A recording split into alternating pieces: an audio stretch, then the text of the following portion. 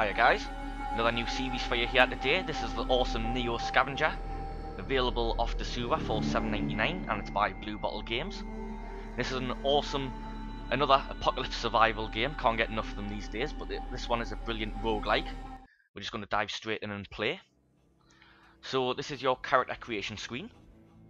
At the top you can see the different ways in which you can interact with objects, basically different ways to click on things. We'll get into that once the game starts. Down the left hand side you can see all of my different meters, such as my food meter, drink meter, rest meter, everything like that. And in the blue and the red you can see the different traits or skills that we can learn. We get 4 to start with.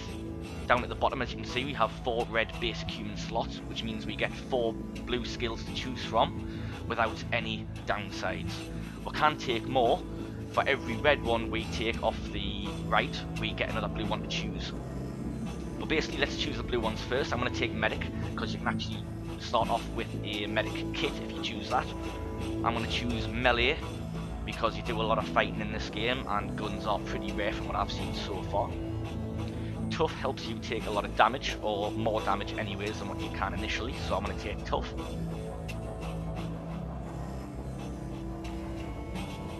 You've got things like Eagle Eye, lets you see further. Tracking allows you to track footsteps and stuff and hide your own footsteps. Athletic lets you move further.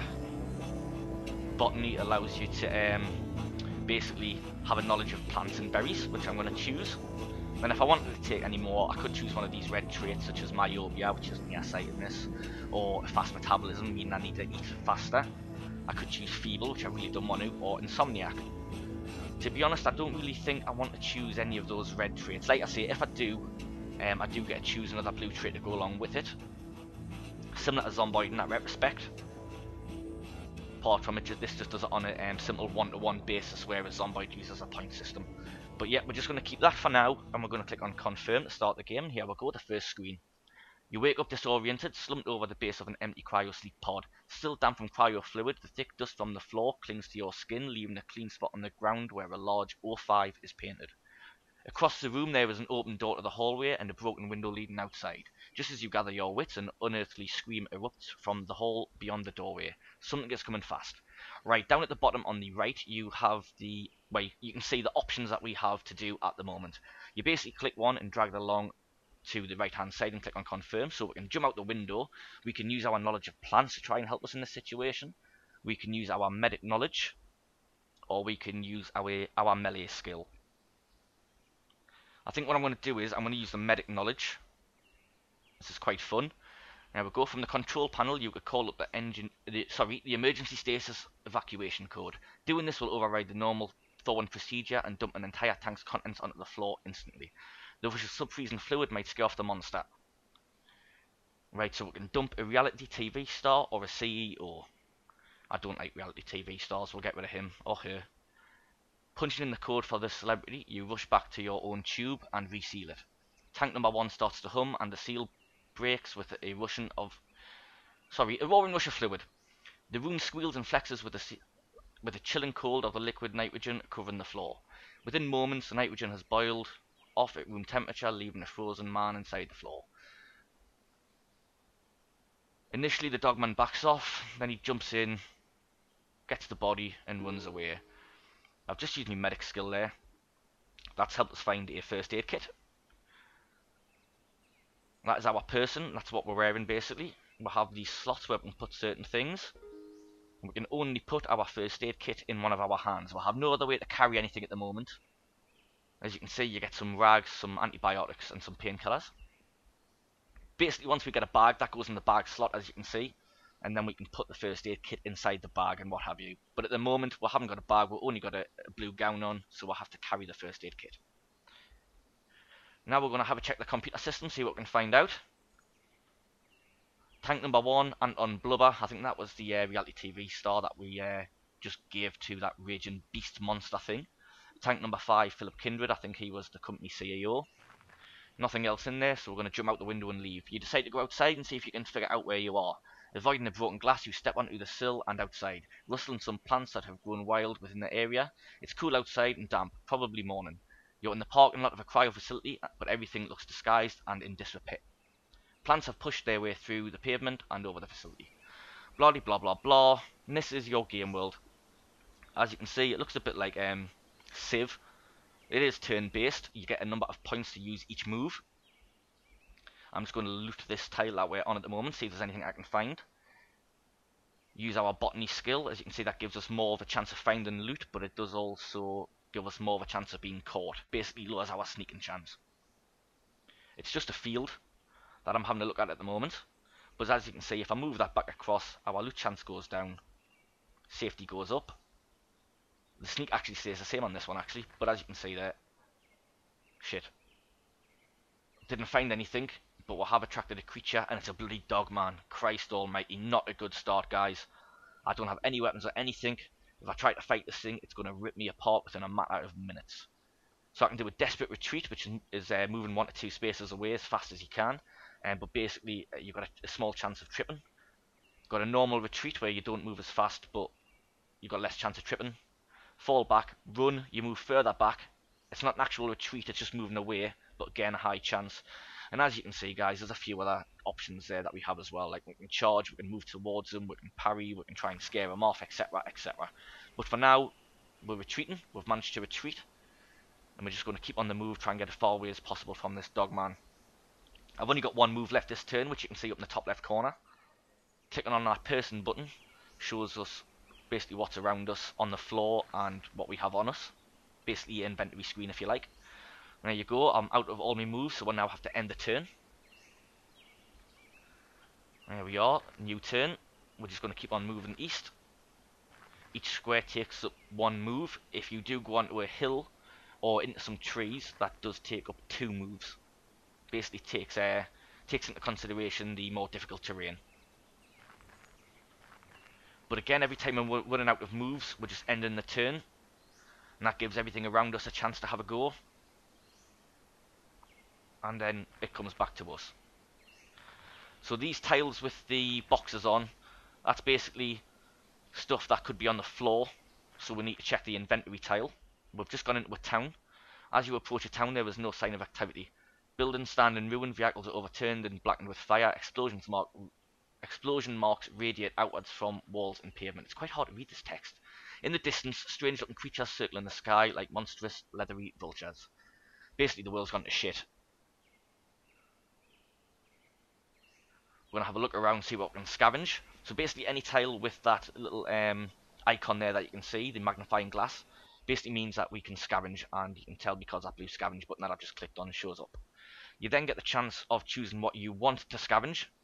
Here we only have 1 building to choose from. There it tells us our chance of finding loot, our chance of doing it safely, and our chance of being able to sneak around. As it's saying there up in the top right, basically scavengers have been here before us and probably picked most of the easy stuff.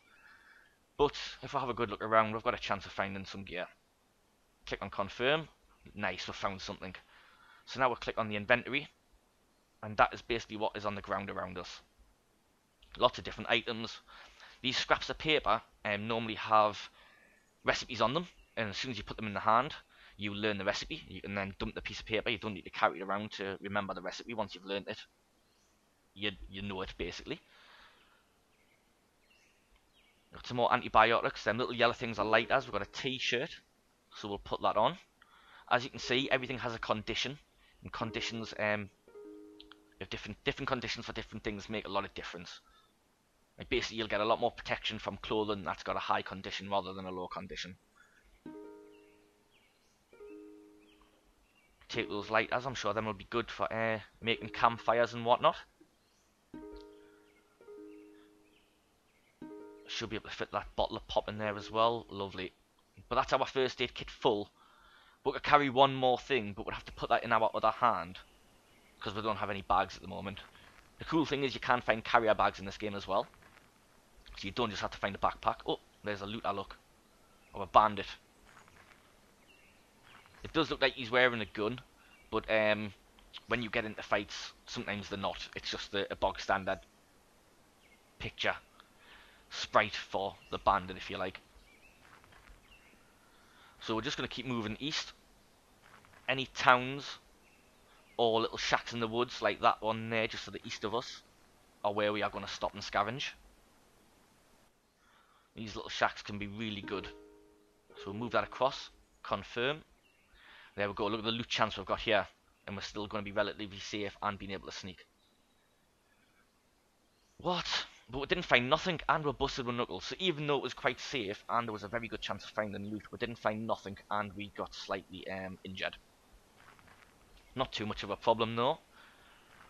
We'll jump into this little town here, see what we have. Oh, there we go. Look, we've got 2 different buildings to scavenge, to choose from. An abandoned office tower, that sounds good. I wonder if we can do both of them actually. Let's move both of them across. I don't think we can, you know. No, it's just doing the office building, look. Low chance of loot, high chance of doing it safely, and high chance of being able to sneak around. I'm just spending a little bit of time on each of these screens, guys, so if you want to read all of the stuff that's up in the top right hand corner, you can, but I'm not really going to read all of it out. Like I say, it is quite hard to read the actual writing itself, you know, the font isn't the best. Nice big town by the look of it. Let's go scavenging, see what goods we can find to make our lot better. So there's a good chance that we're going to get caught looting around here, but you know, there's a good chance of getting some loot as well. So as you can see, guys, this is a full-on like apocalypse survival game. You've got a few like weird monsters and stuff and bandits. Oh, look at all this loot. Here we go, look. Backpacks. Put that in the backpack slot, and there we go. Look how much that opens up. Then we can either put the first aid kit on the floor and take out all the stuff separately, or we can just put the first aid kit itself in. Obviously, we now are wearing a backpack on our back, and I'm carrying a backpack, so I have lots of space. I do want to keep the other hand free to put a weapon in it. Although we could, obviously, if we found a third bag, we could put a third bag in our hand, and if we got into a fight, just drop the bag and get a weapon out of it, I suppose. But for now, we're going to rock on like this. Finding the boots with the best condition and wearing those. There's a few different pairs of jeans here, so again, we'll find the ones with the best condition and equip those. Job done. We're still wearing a gown as well for some reason, but that's no big deal. Oh, a couple of hoodies there as well. Canny. Basically, you can wear 3 layers on your top. I'm not sure about your pants, that might be possible as well. So we can wear the gown and like a t-shirt and a hoodie, as you can see. And as you can see there as well, because we've put a hoodie and some jeans on, we'll have more pocket space. Really like that idea, it's really good. I'm just going to take all my clothing off. Take this bloody gown off as well, I look daft. Then I think we should be able to put, there's my jeans and my t-shirt. Get that hoodie on.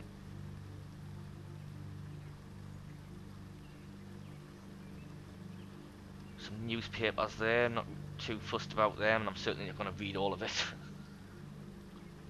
Some bottles of water, and we've also got some empty bottles. You can also see on the floor around us there's some like water droplets, so we can actually pick those up and put those into the empty bottles. Want to get a good stock of these. It's quite good, your food and your drink doesn't go down too fast, but you do need to eat and drink, from what I can gather so far from what little I've played, at least once a day. Just having a look at all these different items here. Again, if there's more than one of each thing, I'm basically having a look at the conditions and choosing the one with the best condition. And obviously the value, there's a higher value on things with better conditions. So there we go, we've got a weapon now. Nice meat cleaver. A couple of little bits of food. Some crackers there, and I think I can see some Hershey bars, or whatever you Americans call them. Twinkies, or whatever they're called. Picking up a few of these lighters. Obviously going to be good for starting campfires with. A couple of gummy bears there. And as you can see, I'm only picking them up one at a time. But if you click on this whole stack button up the top, you obviously then pick up everything in a full stack. It does what it says on the tin.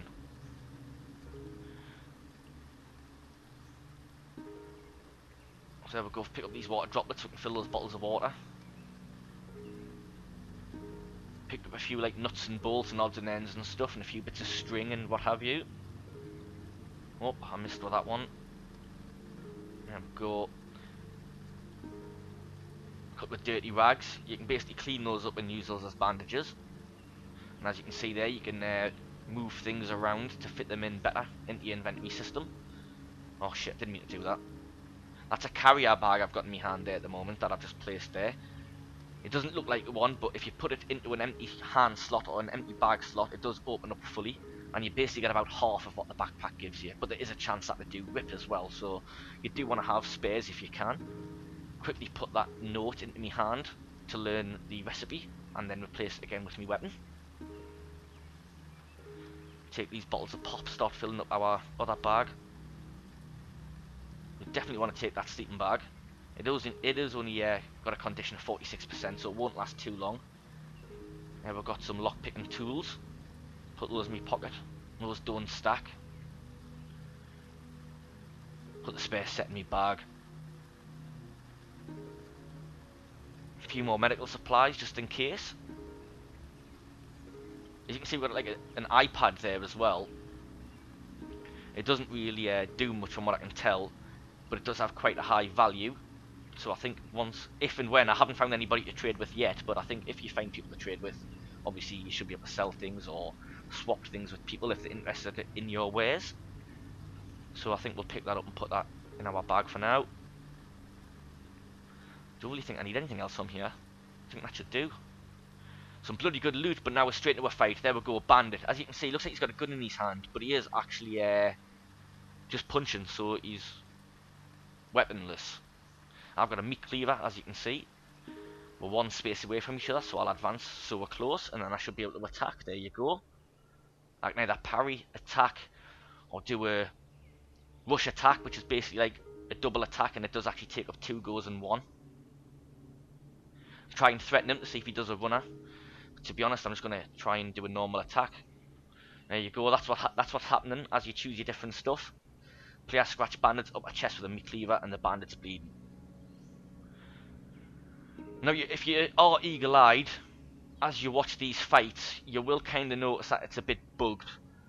Basically, if I go to trip a guy up and he's also trying to run away, it'll see I've tripped him up, but then he'll run away and fall down.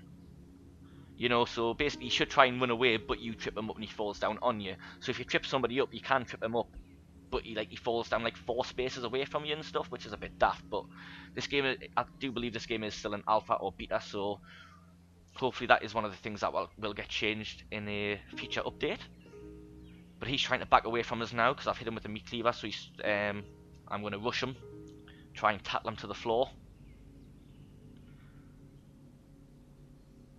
I missed him and I fell to the floor myself, so I have to try and get back up, which gives him the chance to do a runner.